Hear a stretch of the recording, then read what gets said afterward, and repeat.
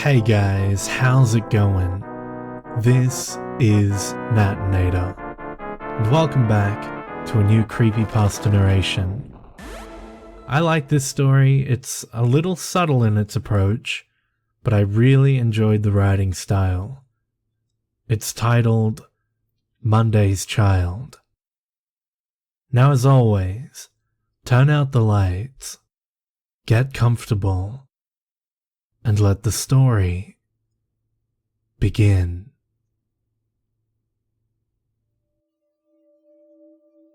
The screams were like wind chimes stuck in a storm. At first, Della had thought it was the gale-force winds of the blizzard, until she heard the weeping coming from her front lawn. By its sound, she could tell it wasn't an infant, nor was it an adolescent, but the wailing of a child that was about 7 or 8 years old. She lay in bed listening to it, afraid to go to the window to see what was causing such anguish for the girl. Finally, she looked down. The lawn was empty, but for a few Christmas decorations that were steadily disappearing beneath the fallen snow. There was a trail of footprints, kid-sized, on the walkway leading up to her front porch. The howling continued, but now it was accompanied by the sound of frantic pounding on her front door. Della saw no immediate danger. She wasn't the type of person to place herself in harm's way to help a stranger, child or adult. No one ever bothered to help her when she needed it. Why should she put herself out for anyone else? But she wasn't so cold-hearted as to leave a weeping babe, frightened and alone on her front porch during a blizzard. She'd been hoping that one of her neighbors might have interceded and she could just go back to bed. But the cul-de-sac was almost abandoned for the holiday. Everyone else seemed to be visiting with family and friends. Two things that Della lacked these days. It appeared to be just her and Sammy, her drunk of a neighbor who lived across the street, left in the Hazelwood Valley community during this festive season. Neither of them was particularly attractive, Della being in her late 40s and possessing both a spare tire and a thin mustache that she didn't bother to pluck anymore. Sammy had been a drunk for most of his life, and his appearance revealed it plainly, sporting a beer gut and a perpetually red face. He still found his way into Della's bed on the occasions that she was feeling particularly lonely. She wished that she had invited him over earlier that night for a little Christmas Eve celebration. He wasn't all that great in the sack, nor was he much of a conversationalist, especially after a few Boilermakers. He was a quiet man when he was sober, and drinking seemed to quiet him to the point of silence and often slumber. But she would feel more at ease having someone else answer the door. Just as well, Della thought to herself. If he could manage to sleep through all that screaming, then what help would he be here and now? She would just have to take care of the kid on her own. As she opened the door, Della was assaulted by a burst of frigid air. The biting ice and snow slashed across her face. A sensation so intensely raw that it burned on impact. Blinded momentarily, she half expected to be plowed over by the child, if the sound of her crying was anything to go by. But nothing happened. Della's vision was blurred, her eyes running as a result of the harsh breezes that assaulted her. She wiped at them fiercely and finally managed to regain her sight. What she saw before her gave her goosebumps more fervent than any Arctic blast ever could. On the porch, a small, almost gnome-like girl sat crouching against the doorway. The child wasn't dressed at all for the weather. She donned a short-sleeved, white cotton dress, decorated with holly leaves and berries. Barefooted and wearing no jacket, she was shockingly sallow, no doubt from the cold squall-like winds that continued to assault them. Her beautiful pale face was accentuated by two pools of ice-blue eyes. The girl reminded Della of that nursery rhyme she used to like as a kid. Monday's child is fair of face, she recalled, gazing upon the poor little darling at her doorstep.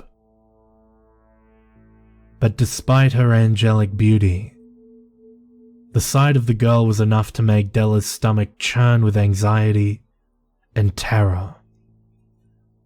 The little girl's pigtailed blonde hair was striped with blood.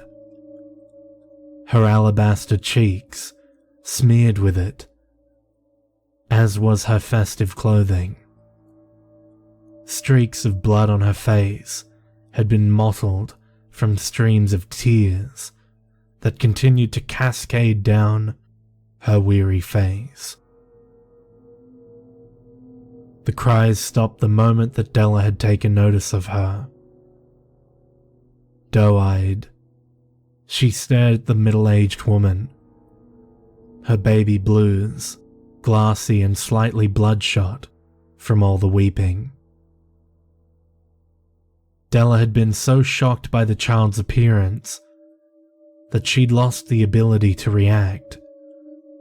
She stood staring at her, mouth wide open, hands wringing nervously. "Please, may I come in?"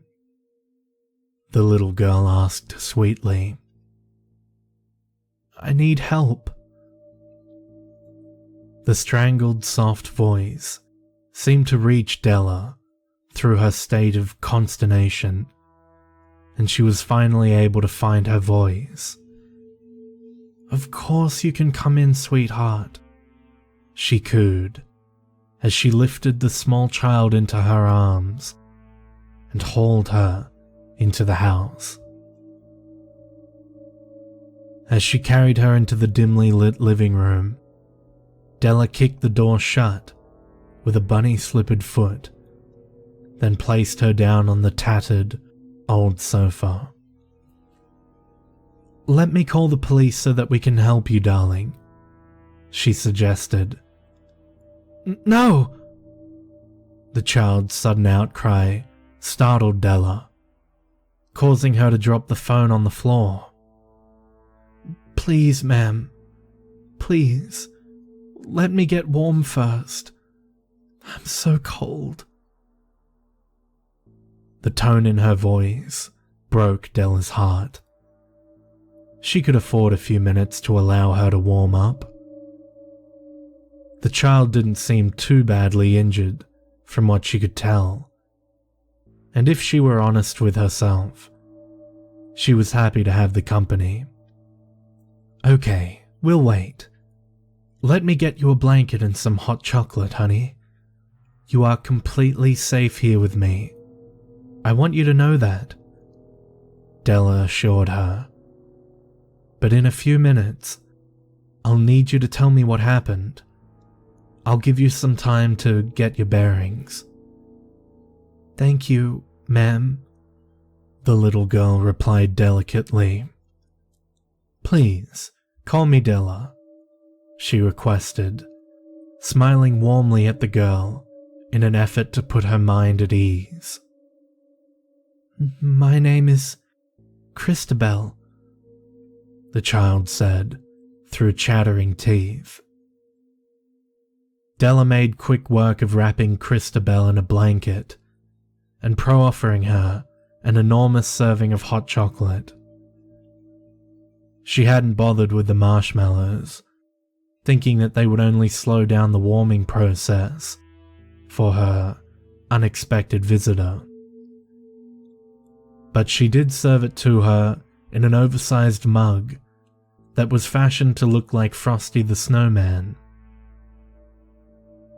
Christabel held it gingerly in her tiny hands, taking dainty sips from it while Della flicked on the switch of her gas fireplace. Glancing at her phone, she noticed that there was no service. The storm seemed to be causing a great deal of trouble tonight. She was glad, for it meant that she had a little extra time with another human being. Was she really that selfish? She wondered. Had she become so greedy for pleasant human interaction that she was happy for the inability to call the police to assist an injured kid? She tried not to think about it. "That's better, isn't it?" she asked Christabel. "Much better. Thank you, Miss Della." Noticing that the child seemed more comfortable around her now, she posed her question gently, hoping that it wouldn't alarm her. "Christabel, would you mind if I looked you over? Just to make sure that you aren't hurt badly." She looked at Della appraisingly before nodding her consent. Della sat beside her on the couch, looking through Christabel's hair for any sign of a head injury. There was none. She was stumped. After searching Christabel's bare arms and legs, she was unable to find a single scratch. "Are you hurt somewhere on your back or your belly?" she questioned. "Nope," Christabel answered, as if that single word explained everything that Della needed to know. "Then where are you bleeding from?" The child stared straight ahead, taking swig after swig of her hot chocolate before she answered. "It's not mine." "Were you in some kind of accident? Was your mummy or daddy hurt in a car crash or something?" "No, I don't have any family," Christabel said, matter-of-factly. Della's patience was wearing thin. She enjoyed having someone to talk to, but not when every question that she asked was answered without actually being answered. "Then where did all that blood come from?" "The man across the street," Christabel responded. "I'm pretty sure he's dead by now." Della's breath hitched. Sammy wasn't that great of a companion, but she never wanted to see anything bad happen to him. Knowing him, he'd probably gotten into his bottle of Christmas cheer earlier than usual and fallen down the concrete steps of his so-called wine cellar. Maybe he was only hurt. "How do you know that?" "Because I killed him," the little girl confessed. Della's blood ran cold. For the second time tonight, she found herself unable to respond to the horror that had been placed at her feet. This child couldn't know what she was saying. Maybe she was a relative of Sammy's and had stumbled upon him after he'd taken a bad fall. That had to be it. She must be in shock. Christabel continued to stare into the distance and drink her hot chocolate. "You don't mean that, Christabel?" "Yes, I do." She drained the last of her drink. "That's the good stuff. Not what I'm used to drinking, but tasty all the same." She tossed the blanket over the back of the couch and stretched before looking Della in the eye. "It was nice of you to invite me in," she began. "It's so hard to find people who are willing to open their doors to a stranger on Christmas Eve. They're normally busy with their families." Della pushed herself backward on the couch, confused and disconcerted by the adult quality that Christabel's voice had taken. "You know, you and Sammy were the only ones here tonight. Too bad you weren't spending the evening together. That would have made things so much easier," she continued. "But good meals often take time and preparation. Wouldn't you agree, Della?" Della shrieked in utter panic as Christabel's top canine teeth elongated right before her eyes. As she struggled to get up, the child let out a ferocious snarl. Quick as lightning, she was on her, draining every drop of blood from her portly little body. As the last of her life bled out of her, Della was filled with different emotions: surprise, fear, but above all else, a sense of gratitude that her miserable life would soon be coming to an end. And she was thankful that she didn't have to spend another Christmas alone.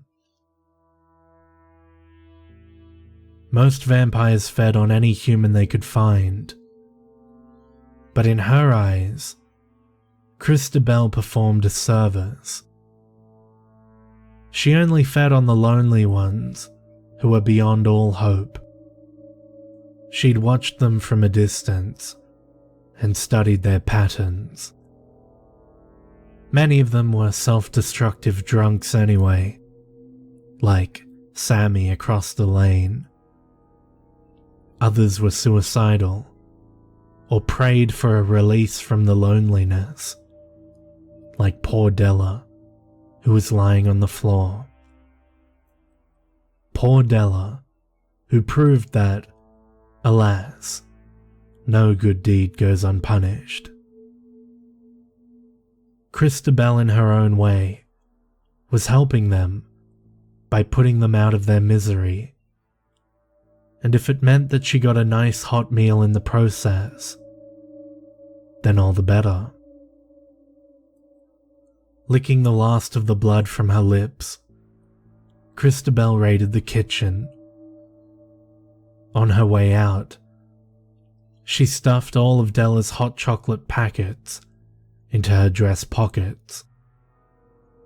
They'd make a fantastic dessert after she finished up her dinner in the next town over. Partaking in ordinary food and drink was uncommon practice, but not entirely unheard of for her kind. Surely, she would be invited inside once more. They always invited her in, the lonely hearts. especially at Christmas time.